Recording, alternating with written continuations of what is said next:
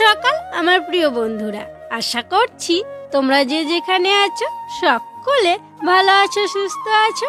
বীরভূম জেলার ছোট্ট একটি গ্রাম থেকে আমি দৈবকী তোমাদের সকলকে জানাই আমার ব্লগ চ্যানেলে অনেক অনেক স্বাগত আর আমার অনেক অনেক ভালোবাসা। এখন বাজে সকাল 7:30। আজকে তো রুদ্র স্কুল নেই, তাই একটু দেরিতে ওকে ঘুম থেকে ওঠালাম। আজকে পৌষ সংক্রান্তি উপলক্ষে ওদের স্কুল ছুটি আছে।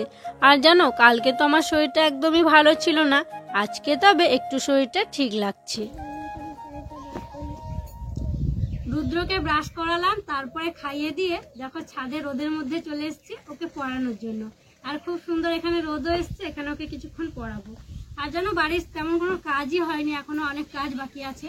শুধু ওই যে সকালবেলায় যে কাজগুলো করতেই হয় আর কি, ওই মারুলি দেওয়া, ঝাড় দেওয়া, বাসন ধোয়া, ঘর মোছা, ওই কটাই হয়েছে। তো ওকে পড়াবো, পড়ানোর পর বাকি কাজগুলো করবো। আগে ছেলেটার দিকে খেয়াল রাখতে হবে, তাই না বলো? তোমরা অনেকেই বলেছো রুদ্রর দিকে বেশি কেয়ার করতে, ওকে ওর দিকে লক্ষ্য করতে, ওকে পড়ানোর জন্য। কাজ তো আছে, কাজ একটু দেরি হলেও কিন্তু করা যাবে। আর বেলা হয়ে গেলে ও পড়তে চাইবে না, তখন সব গ্রামের বাচ্চাগুলো খেলা করবে, তখন ও খেলতে চাইবে। তাই ভাবলাম আগে ওকে পড়ে নিই, তারপর বাকি কাজগুলো করবো। রুদ্র শোনা, স্কুলে কালকে কি পড়া দিল? হ্যাঁ,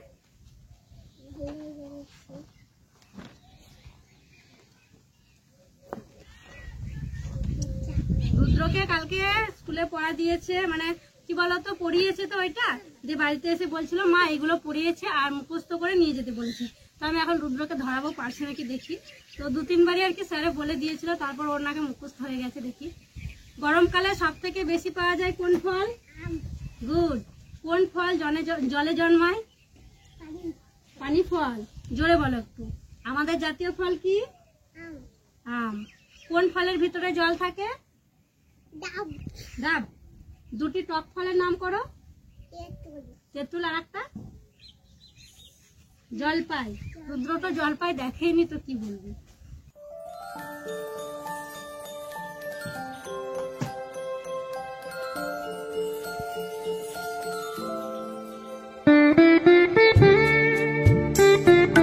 রুদ্রকে ছাদে পড়াচ্ছিলাম, তখন ওকে পড়িয়ে একদম ছাদের ধার মেলে দিয়ে নিচে এসেছিলাম।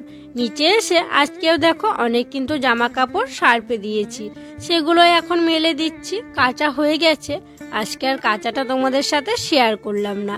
আর মশারিটাও দিয়েছি, ওই যে পোষকালি বলে না, কিছুই রাখতে নেই আর কি, বিছানায় যা ছিল ওইগুলো সবই আজকে দিয়ে দিয়েছি। আর ওই যে ছাদে দেখছো সোয়েটার, তারপরে অনেক কিছুই মেলা আছে, আর কাঁথাগুলোকে একটু রোদে দিয়ে দিয়েছি, কারণ সোয়েটারগুলো তো কালকে কাঁচা হয়েছিল, তো সেই জন্য কালকে শোকায়নি, তাই আবার আজকে সকালবেলাতেই ওগুলো ছাদে মেলে দিয়েছিলাম। আর আজকে আর দিদিদের ওখানটায় মেলতে গেলাম না, কারণ দিদিও আজকে অনেক জামা কাপড় কেচেছে, তাই ভাবলাম আমাদের উঠোনের তারেই মেলে দিই। তাই আমাদের উঠোনের তারে আজকে যে জামা কাপড়গুলো কেচেছি সেগুলোকে মেলে দিচ্ছি। আজকে হচ্ছে মঙ্গলবার, আর তোমরা আগের দিনে আমাদের রবিবারের ভিডিও দেখেছিলে।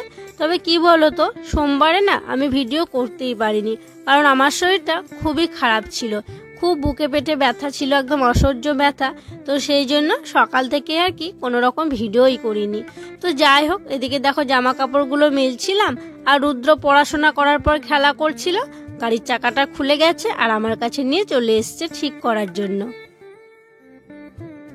কাপড় জামাগুলো মেলে দেওয়ার পরে আমি স্নান করে নিয়েছিলাম, আর দেখো স্নান করে এসে আলতা পরে নিচ্ছি। আর আজকে তো হচ্ছে পৌষ পার্বণ, পৌষ মাসের শেষ দিন, পৌষ সংক্রান্তি। তো আজকে তো আমাদের এখানে লক্ষ্মী পুজো হয়, যেখানে আমাদের দুর্গা মন্দির আছে, সেই মন্দিরে লক্ষ্মী প্রতিমা করা হয়েছে, লক্ষ্মী পুজো হবে। আর কালকে ঘরের লক্ষ্মী পুজো হয়েছে, আজকে বাইরের লক্ষ্মী, তাই মন্দিরে যাব পুজোর ফল দিতে। তাই দেখো সকাল সকাল স্নান করে নিয়েছি, আর স্নান করে একটু আলতা পরে নিচ্ছি। আর পুজো পাল বলো যে কোনো দিনে কিন্তু আলতা পরলে সদমা মেয়েদেরকে দেখতে একটু অন্যরকমই লাগে। তাই দেখো 2 পায়ে একদম সুন্দর করে আলতা পরে নিলাম। এখন ঘরের ঠাকুর সেবা দিয়ে দেব, তারপরে আমি মন্দিরে যাব।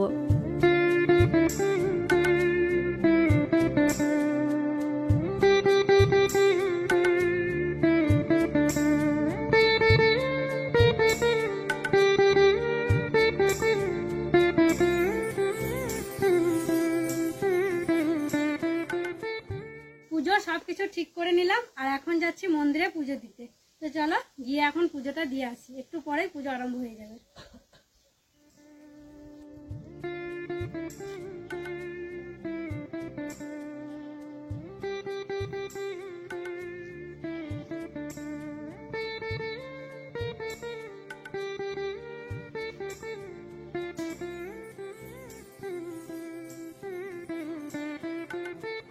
চলে এসেছি মন্দিরে আর প্রথমে প্রণাম করে ভিতরে ঢুকলাম আর ভিতরে ঢুকেও আর একবার ভক্তি ভরে প্রণাম করে নিলাম।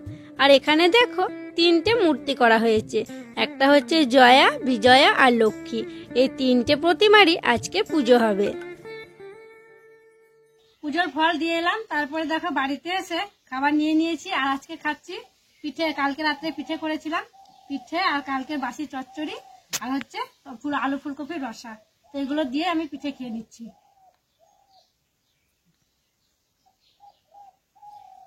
তোমরা হয়তো বলবে যে পুজো দিয়ে এসে আমি কেন খাচ্ছি, কি বলো তো, এই যে পুজোটা হয় এই পুজোটা না গ্রামের কেউ আর কেউ উপোস থাকে না, এটা মন্দিরেই হয়। এই শেষ দিন উপলক্ষেই পুজোটা হয়। তো সেই জন্য উপোস না থেকে দেখো আমি ফলগুলো দিয়ে এলাম, তারপরে খেয়ে নিচ্ছি। খাওয়া দাওয়া করে উনুন ধরে দিয়েছি আর আজকে আমাদের হবে খিচুড়ি। তো আমি তো পুজোর যোগাযন্ত্র করছিলাম, ওদিকে পুজো করছিলাম, দিদি তখন সবজিগুলো সব কেটে দিয়েছিল। এ দেখো সব সবজি কাটা আছে, এখানে আছে মটরশুঁটি আর বিনস, এগুলো সব কেটে দিদি ধুয়ে রেখেছে আর জলও ঝরে গেছে। আর এখানে দেখছো আলু কাটা আছে, আলুগুলো মশলা দিয়ে ভাজা করব। আর এই যে এখানে সব রকম সবজি আছে, ফুলকপি, তারপরে গাজর, আলু, এগুলো সব খিচুড়ির মধ্যে দেওয়া হবে।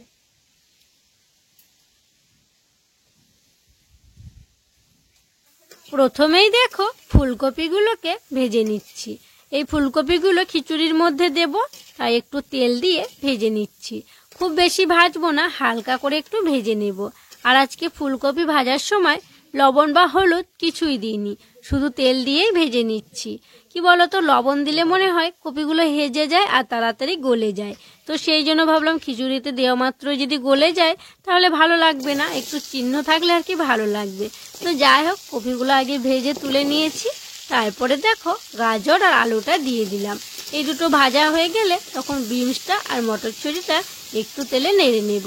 আর আলুর খোসাগুলো দেখো ভালো করে ছাড়ানো হয়নি। কি বলতো, এগুলো তো নতুন আলু, ভালো করে ছাড়ানো যায় না। আর নতুন আলুর কিন্তু একটু একটু যদি খোসা থাকে খেতেও ভালো লাগে। তো যাই হোক, আলুটাকে একটু ভালোভাবেই ভেজে নেব। আজকে করছি গোবিন্দভোগ চালের খিচুড়ি। এই যে চালটা দেখো সাদা ধপধপে আর ছোট ছোট চাল, আর সেন্টটাও কিন্তু খুব সুন্দর। তো চালটা ভালো করে ধুয়ে নিয়েছি আর ওদিকে জলও গরম হয়ে গেছে। এখন চালটা হাঁড়ির মধ্যে দিয়ে দেব।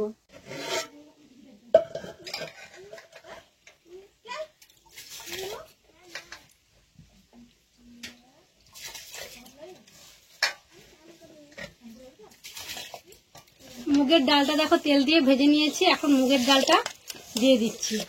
আর চাল আর ডাল একসাথেই দিচ্ছি, কারণ এটা তো আতপ চাল দিলাম, আতপ চালটা তাড়াতাড়ি হয়ে যাবে। তাই ডালটাও দেখো একসাথে দিয়ে দিচ্ছি।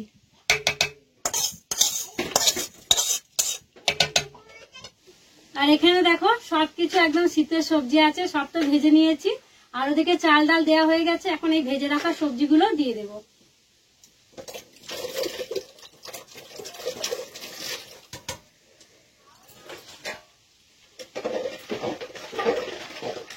সবজিগুলো দেওয়ার পর দিয়ে দিলাম কয়েকটা তেজপাতা আর দিয়ে দিচ্ছি কয়েকটা কাঁচা লঙ্কা। লঙ্কাগুলো কিন্তু চিড়ে দিইনি, গোটায় দিয়েছি, কারণ চিড়ে দিলে ঝাল হয়ে যাবে। আর গোটা দিলাম কারণ যে বেশি ঝাল খেতে চাইবে একটু লঙ্কাটাকে মাখিয়ে আর কি খেতে পারবে। লঙ্কা দেওয়ার পর দিয়ে দিলাম লবণ। এবারে ভালো করে নাড়াচাড়া করে দিচ্ছি, দিয়ে ঢাকনাটা দিয়ে দেব। তোমাদেরকে তো আলু কাটা ছিল দেখিয়েছিলাম, ওই আলুগুলো মশলা দিয়ে ভাজা করব বলেছিলাম। তো দেখো এখন আলুটা ভেজে নিচ্ছি। আর আলুটা ভাজার আগে একটু হলুদ লবণ দিয়ে ভাপিয়ে নিয়েছিলাম। আর এখন দেখো যেভাবে আর কি আলুর দম করে সেভাবেই মশলা কষিয়ে নিয়ে ওই আলু ভাপাগুলো দিয়ে দিলাম। এখন নাড়াচাড়া করে একটু ভাজা ভাজা করে নেব। আর এই আলু ভাজাটা খেতে অনেক ভালো লাগে, জানো তো, খুব ভালো লাগে। তাই ভাবলাম আজকে নতুন আলুগুলো এভাবেই ভাজা করি, খেতে ভালো লাগবে খিচুড়ির সাথে। এদিকে দেখো আমার খিচুড়ি একদম রেডি হয়ে গেছে, সবকিছু সিদ্ধ হয়ে গেছে। আর এদিকে আমি মশলাটাও রেডি করে নিয়েছি, এখন মশলাটা দিয়ে দেব। মশলাটা ভালো করে ভেজে নিয়েছি, এই দেখো। এখন মশলাটা খিচুড়ির সাথে মিশিয়ে দেব।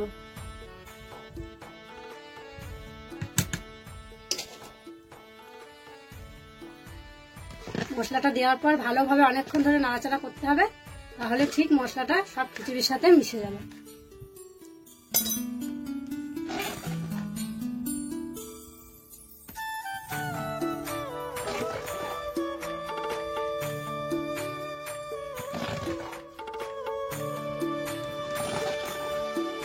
খিচুড়ি রান্না আমার কমপ্লিট। আর নামানোর আগে এখন দিয়ে দিচ্ছি ঘি।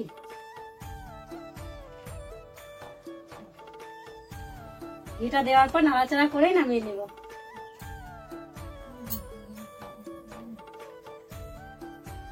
একদম এক হাড়ি হয়ে গেছে, দেখো। নাড়াচাড়া করতে আমার ভয় করছে, মনে হচ্ছে যেন পড়ে যাবে।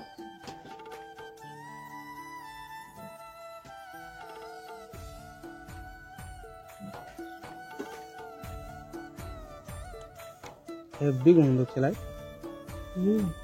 এটা তো চালটার সেন্ট, হ্যাঁ চালের একটা সেন্ট আছে, সেন্ট শুনে মনে হচ্ছে যেন আবার ঘি দিয়েছে, তো নিয়ে একবারে দারুণ লাগছে গন্ধটা। তবে আমি আজকে একটু খিচুড়ি খাবো মনে হচ্ছে। আমি তো এমনিতেই খিচুড়ি খেতে পছন্দ করি না। তোমার পছন্দ করো না, ভাতই ভালো তোমার কাছে। আজকে একটা নতুন রান্না করেছি, দেখো, তেঁতুল দিয়ে মোরলা মাছের টক। এটা দিয়ে আজকে খিচুড়ি খাবো। সত্যি গো, কোনোদিন মোরলা মাছের টক দিয়ে খিচুড়ি খাইনি, একদম নতুন। আমি তো নতুন খাচ্ছি, মানে একটা ইউনিক একটা ব্যাপার। আর সেই যে কাঁচা তেঁতুল পেরে নিয়ে এসেছিলাম, সেই কাঁচা তেঁতুল কিন্তু এই টকের মধ্যে দিয়েছি। মানে একটা ইউনিক আজকে ব্যাপার, মানে খেয়ে দেখো কেমন লাগছে। টক দিয়ে খিচুড়ি জানো, আমাদের মায়ের বাড়িতে কিন্তু টক দিয়ে খিচুড়ি খায়, এদিকে দেখি খায় না। আর কি করেছো? আর করেছি ওই যে আলু ভাজা মশলা দিয়ে। পৌষ পার্বণ উপলক্ষে আজকে একটু অন্যরকমই রান্না বান্না হলো। আর তোমরা তো শুনলেই, রুদ্র বাবা বলল যে আজকে একটা ইউনিক রান্না হয়েছে, ওই যে মোরলা মাছের টক দিয়ে খিচুড়ি খাওয়া। আর জানো, যখন বাবাকে দিয়েছি, বাবাও হাসছিল, বলছিল ছোট মাছের টক দিয়ে আবার খিচুড়ি। তো যাই হোক, বাবাকে একবার দিয়েছিলাম, আবার দেখো দিলাম। বাবা না খিচুড়ি খেতে খুব ভালোবাসে। সবার খাওয়া হয়ে গেছে, তারপরে দেখো আমরা দুজনে খেতে শুরু করলাম। আর দিদি খাচ্ছে, আর কি বলছে জানো, দিদি বলেছে আজকে প্রথম টক দিয়ে খিচুড়ি খাচ্ছে, এই চুনো মাছের টক দিয়ে। ভালো লাগছে গো, সত্যি খাইনি বটে, কিন্তু ভালোই লাগছে। এবার যদি মাছ থাকে বা খিচুড়ি করি, টকও করবো, টকের সাথে খিচুড়ি বেশ ভালো লাগছে। চাটনির বদলে টক। মাছগুলো ছিল তাই করে ফেললাম।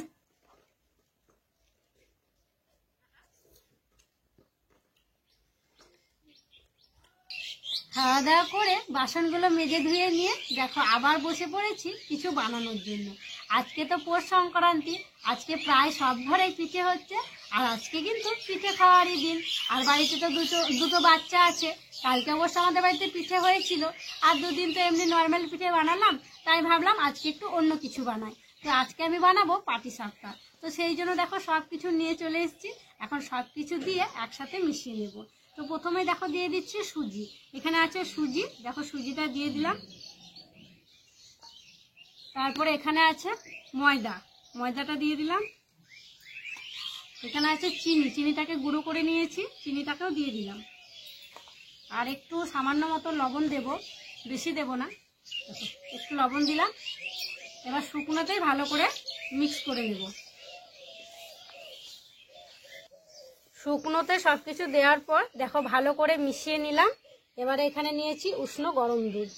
এবার গরম দুধটা দিয়ে আস্তে আস্তে আমি এটাকে ভালো করে মেখে নেব। আস্তে আস্তে দুধটা দিতে হবে, তাহলে ভালো মাখা হবে আর পিঠেটাও কিন্তু ভালো উঠবে। তো এভাবে একটু একটু করে মাখবো আর একটু একটু করে দুধটা দেব।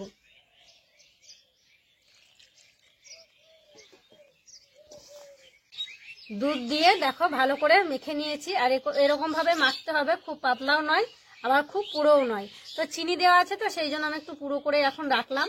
তো এটাকে এখন আধ ঘন্টা মতো আমি মেখে রেখে দেবো, তারপরে তখন পিঠেগুলো করে নেব। আর আজকের এই পাটিসাপটা পিঠেতে আমি পুর হিসাবে ব্যবহার করব নারকেলের পুর। নারকেল আর চিনি দিয়ে পুর করব, সেই পুরই দেব। তো চলো এটা আধ ঘন্টা মতো ভেজানো থাক, আর আমি ওদিকে নারকেলটা পুরে পুরটা তৈরি করে নিই।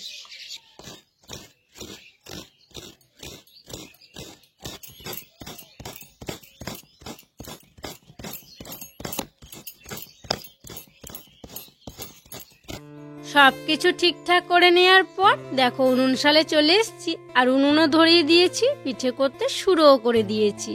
আর আজকে আর সেই যে পিঠে করছিলাম বর্তনে ওটাতে করলাম না, আজকে আমরা যে রুটি করা তাওয়াটায় রুটি করি সেই তাওয়াটায় করে পিঠেগুলো করছি। আর কি বলতো, এই তাওয়াটায় বেশ গোল গোল হবে পাটিসাপটা, দেখতেও ভালো লাগবে। আর ওটাতে তো কেমন লম্বা লম্বা হচ্ছিল, তো ভালো লাগবে না বলে আর কি এটাতে করা। তো দেখো ওই যে চাল গুঁড়ো সব কিছু দিয়ে গুলেছিলাম ওইটা দিয়ে দিলাম, তারপরে নারকেলের আর চিনির আর হচ্ছে দুধের যে পুরটা করেছিলাম সেটাকে একটু দিয়ে দিলাম। এখন খুন্তির সাহায্যে এই যে রোল করে ঘুরিয়ে নেব, তাহলেই হয়ে যাবে পাটিসাপটা। আর পাটিসাপটা খেতে কিন্তু আমাদের বাড়ির সকলে খুব ভালোবাসে। আর দেখো খুব আস্তে আস্তে ধীরে ধীরে কিন্তু পিঠেগুলো করছি।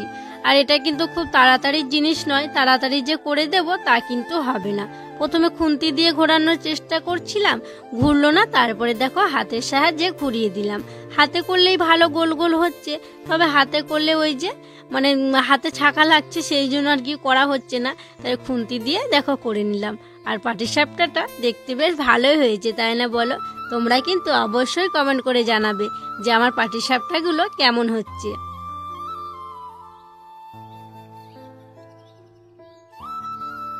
কয়েকটা পিঠে হওয়া মাত্রই দেখো থালা নিয়ে চলে এলাম আর বাবার জন্য মায়ের জন্য দিয়ে দিচ্ছি। বাবা বললো যে একটা করেই খাবে, তাই একটা করেই দিচ্ছি। কয়েকটা পাটিসাপটা হওয়া মাত্র দেখো বাবার মায়ের জন্য নিয়ে চলে এসেছি। মা কে বলেন কেমন লাগছে? ওই হাক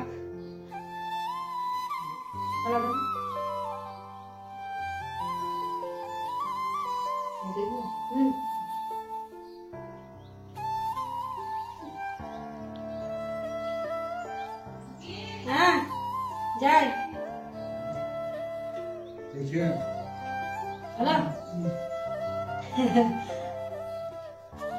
তো দেখো বন্ধুরা, আমাদের কিন্তু অনেকগুলোই পাটিসাপটা পিঠে করা হয়ে গেছে। আর এই পিঠেগুলো করতে অনেকটাই সময় লাগে। আর কি বলতো, অনেক ধৈর্য ধরে আস্তে আস্তে করতে হচ্ছে, নইলে কি বলতো ভালো হবে না, অনেকটাই সময় লাগছে করতে। তো মা বাবাকে তো একটা করে দিয়ে এসেছি, খেয়েছে। দিদি তুমি একটা খাও, খেয়ে বলো কেমন হয়েছে। তখন থেকে বসে আছে, দিদি একটাও খাইনি। দেখো আমিও খাইনি, তো করছি, এখন করা হোক তারপর আর কি খাবো। দেখো অনেকগুলো হয়ে গেছে, এখনো কিন্তু অনেকগুলোই করতে আছে।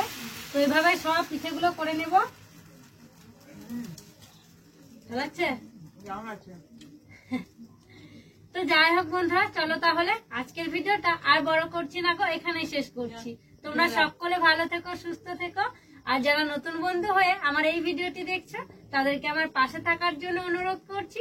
আর যারা পুরনো বন্ধু হয়ে আমার পাশে আছো তাদেরকে আমার অসংখ্য অসংখ্য ধন্যবাদ আর অনেক অনেক ভালোবাসা। দেখা হবে আবার পরবর্তী ব্লগে। দেখি